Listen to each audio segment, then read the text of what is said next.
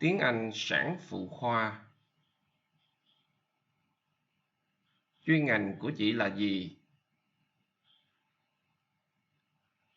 What do you specialize in?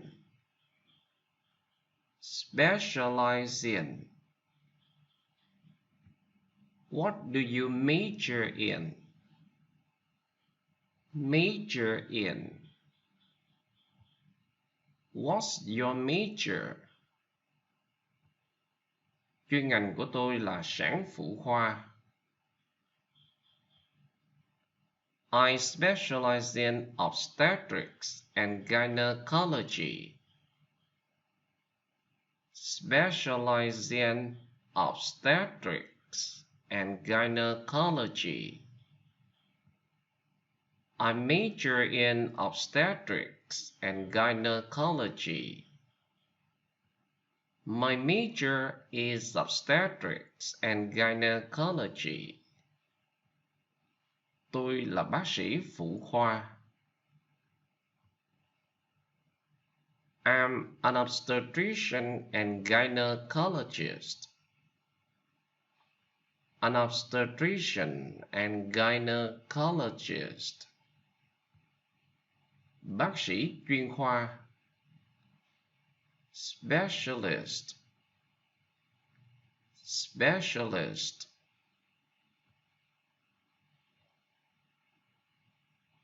Tôi là bác sĩ chuyên khoa ung thư. I'm a cancer specialist. I'm a cancer specialist. Tôi là bác sĩ chuyên khoa sản. I'm a specialist in obstetrics. I'm a specialist in obstetrics. I'm an obstetrician. Đây là bệnh viện chuyên khoa. This is a specialist hospital. A specialist hospital. Chị nên được điều trị ở một bệnh viện chuyên khoa. You should have treatment at a specialist hospital. Have treatment. You should have treatment at a specialist hospital. Đã có gia đình. Married. Chị có gia đình chưa? Are you married? Chị có gia đình được bao lâu? How long have you been married? How long have you been married? Chị có bao nhiêu đứa con? How many children do you have? Sinh đứa con đầu. Have my first child. Đứa con đầu của chị bao nhiêu tuổi? How old is your first child? Your first child. Đứa nhỏ nhất bao nhiêu tuổi? How old is the youngest child? How old is the youngest child? Chị sinh đứa con đầu năm bao nhiêu tuổi? How old were you when you had your first child? At what age did you have your first child? At what age did you have your first child?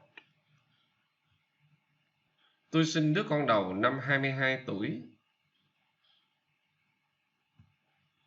I had my first child when I was 22 years old. I had my first child at 22. I had my first child at the age of 22. At 22. At the age of 22. Sinh thường. Have vaginal delivery. Chị nên sinh thường. You should have vaginal delivery. You should have vaginal delivery. Sinh mổ. Have cesarean section. Have cesarean section. Tôi muốn sinh mổ. I want to have cesarean section. I want to have cesarean section. Giữa sinh thường và sinh mổ, cái nào tốt hơn? Between vaginal delivery and cesarean section, which one is better? Between vaginal delivery and cesarean section, which one is better? Khi sinh đứa con đầu, chị sinh thường hay sinh mổ? Did you have vaginal delivery or cesarean section when you had your first child? Did you have vaginal delivery or cesarean section when you had your first child? Có thai. Pregnant. Pregnant. Tôi đang có thai. I'm pregnant. I'm pregnant. Tôi đã có thai được 16 tuần. I've been pregnant for 16 weeks. I've been pregnant for 16 weeks. Chị có thai được bao lâu? How long have you been pregnant? How long have you been pregnant? Chị có thai được bao nhiêu tuần? How many weeks have you been pregnant? How many weeks have you been pregnant? Trước đây chị có mang thai chưa? Have you been pregnant before? Have you been pregnant before? Chị đã mang thai bao nhiêu lần? How many times have you been pregnant? How many times have you been pregnant? I've been pregnant twice. I've been pregnant twice. Sảy thai. Miscarried. Chị đã bị sảy thai. You are miscarried. You are miscarried. Trước đây chị có bị sảy thai chưa? Have you been miscarried before? Have you been miscarried before? Bị thai ngoài tử cung. Have gestational extrauterus. GEU. Have gestational extrauterus.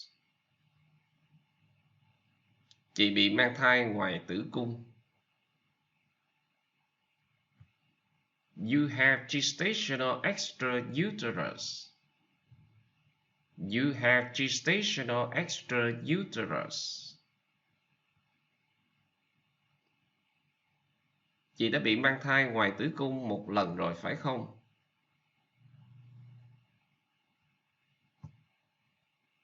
You've had gestational extrauterus once, haven't you? You've had gestational extrauterus once, haven't you?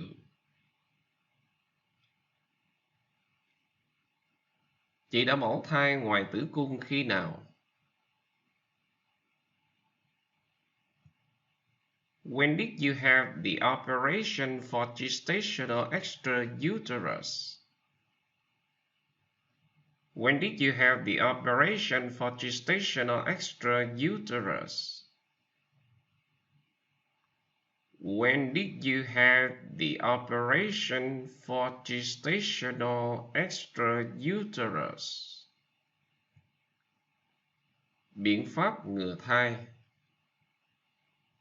Contraceptive method. Chị có sử dụng biện pháp ngừa thai nào không? Do you use any contraceptive methods? Do you use any contraceptive methods? Chị đang sử dụng biện pháp ngừa thai nào?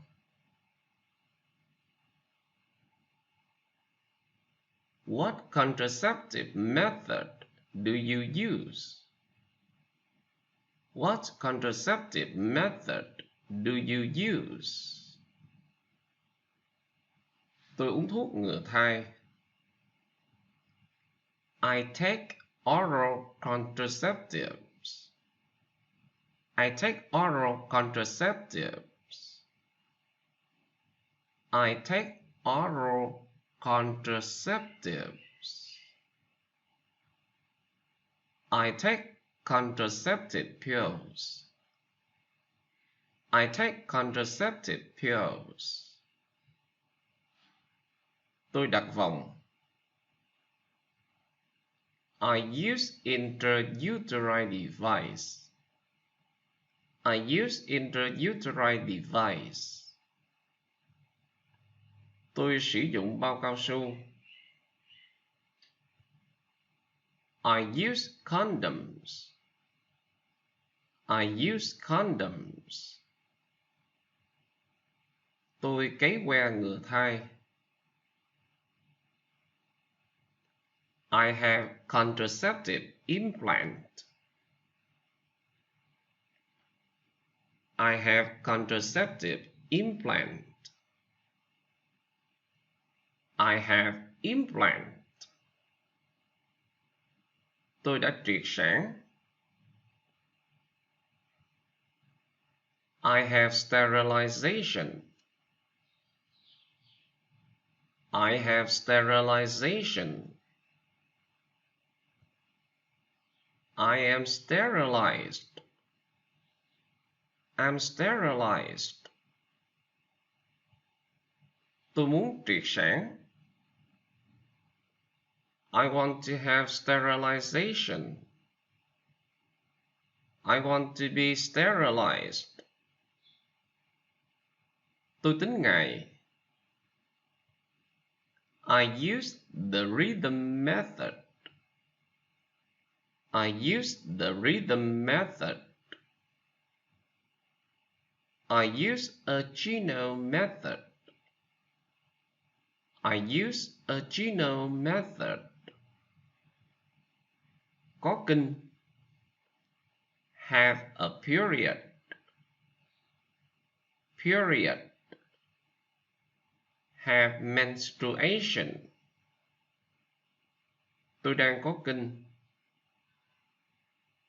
I'm having a period. I'm having a period. I'm having menstruation. I'm having menstruation. Tôi đang có kinh ngày 3. Tôi có kinh được 3 ngày. I've had a period for 3 days. I've had a period for 3 days. Chị có kinh bao lâu rồi?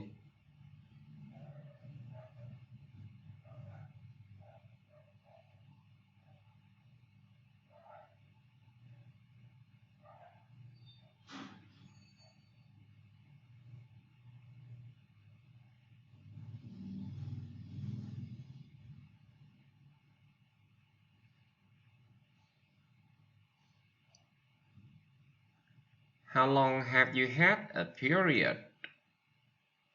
How long have you had a period? How long have you had menstruation? How long have you had menstruation? Chu kỳ kinh nguyệt. Chu kỳ kinh nguyệt. Menstrual cycle. Menstrual cycle. Chu kỳ kinh của chị là bao lâu? How long is your menstrual cycle? How long is your menstrual cycle? 28 ngày.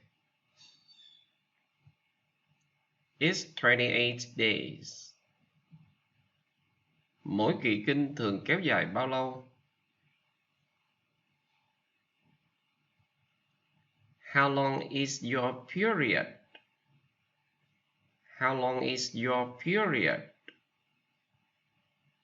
Can you tell me how long your period often lasts? Can you tell me how long your period often lasts? 3 hoặc 5 ngày. It often lasts for 3 or 5 days. It often lasts for 3 or 5 days. Ngày đầu tiên của kỳ kinh cuối của chị là khi nào? When was the first day of your last period? The first day of your last period. When was the first day of your last period? Ngày 1 tháng 5. May the 1st. May the 1st.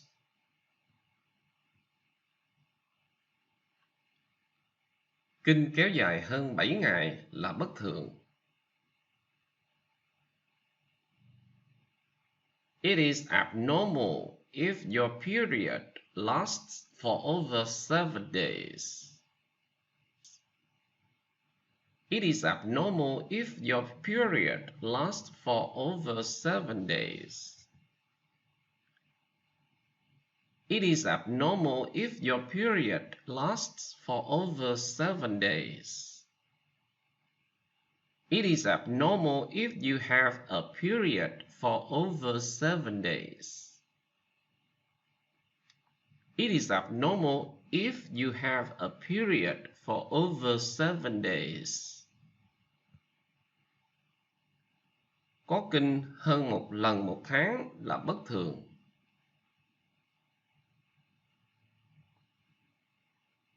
It is abnormal if you have a period over once a month. It is considered abnormal if you have a period over once a month.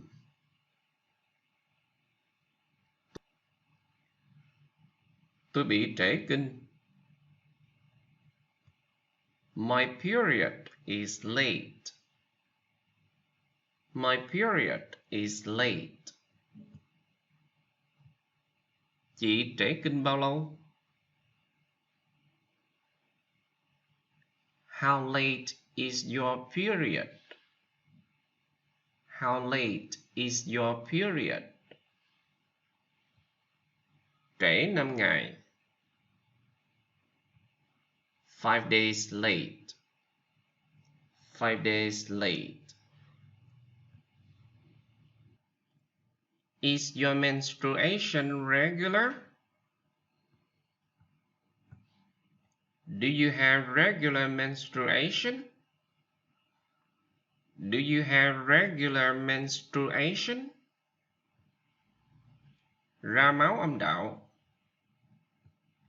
Have vaginal bleeding. Tôi bị ra máu âm đạo.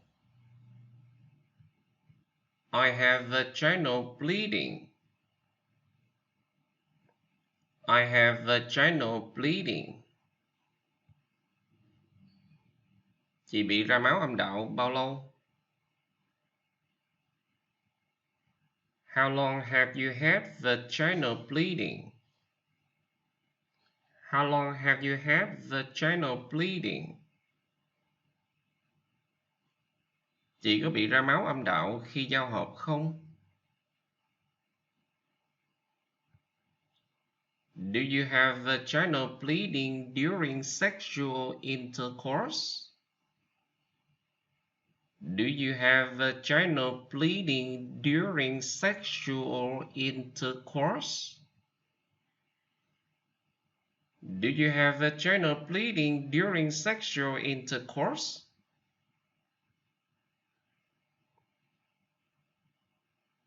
Cô ấy ra máu âm đạo bất thường. She has abnormal vaginal bleeding. She has abnormal vaginal bleeding.